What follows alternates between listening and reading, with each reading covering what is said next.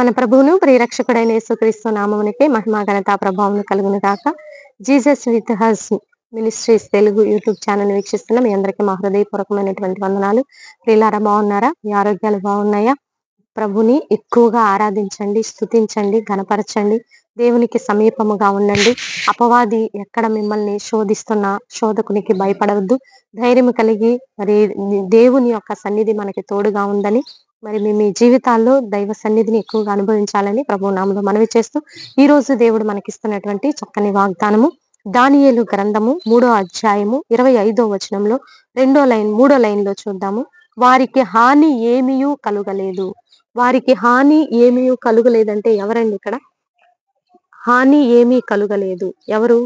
షడ్రకు, మేషకు, అబేద్నెగోలు అగ్నిగుండంలో వేయబడినప్పుడు వారికి ఏ హాని కలుగలేదండి. నాలుగో వ్యక్తిగా దేవుని యొక్క సన్నిధి అక్కడ తోడుగా ఉంది. ఈ రోజు నీవు ఈ యొక్క అగ్నిగుండము లాంటి మరి ఈ లోకంలో జీవిస్తున్నటువంటి నీ జీవితంలో దేవుడు ఈ రోజు ఇస్తున్నటువంటి చక్కని వాగ్దానం అండి.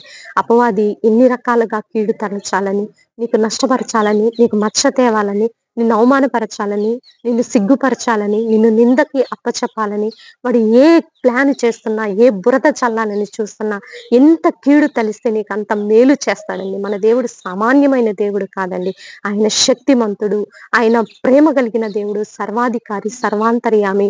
షడ్రకు, మేషకు, అబేద్నెగోలును అగ్నిగుండంలో నుండి కాపాడినట్లు, ఏ హాని కలుగకుండా కాపాడినట్లు, అగ్ని వాసన అంటకుండా కాపాడినట్లు, దానియేలుకు తోడుగా ఉన్న దేవుడు, దానియేలుకు ఏ హాని కలగకుండా కాపాడిన దేవుడు ఈ రోజు నీకు ఇస్తున్నటువంటి చక్కని వాగ్దానము.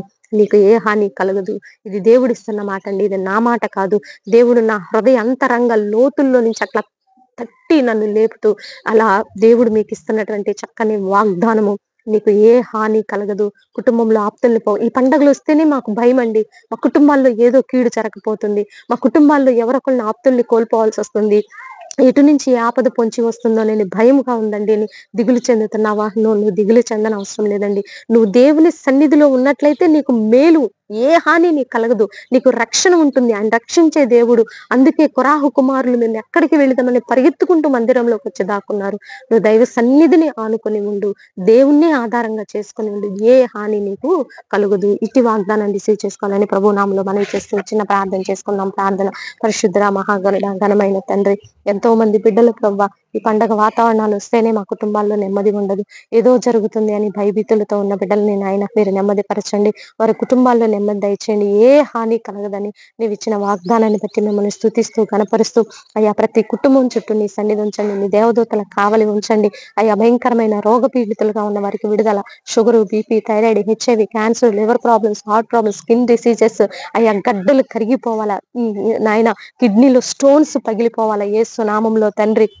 అయ్యా మీరే కరుణించి కనికరించి కృప చూపించి అయ్యా ఈ భారతదేశం చుట్టూ నీ కాపుదల ఉంచమని, మా చుట్టూ నాయన నీ సన్నిధి ఉంచమని, ఎర్లీ మార్నింగ్ ప్రేయర్స్ జరుగుతున్న స్థానిక సంఘాలన్నిటిని అయ్యా మా సంఘాన్ని కూడా జ్ఞాపకంలో ఉంచుకోనమని, నీకే మహిమ ఘనత ప్రభావం తెచ్చుకోనమని, ఈ రోజు బర్త్డే వెడ్డింగ్ డే జరుపుకునే బిడ్డలందరినీ దీవించి ఆశీర్వదించమని యేసయ్య అతి పరిశుద్ధమైన ఉన్నతమైన నామంలో అడిగి వేడుకొని పొందుకొని ఉన్నాము తండ్రి.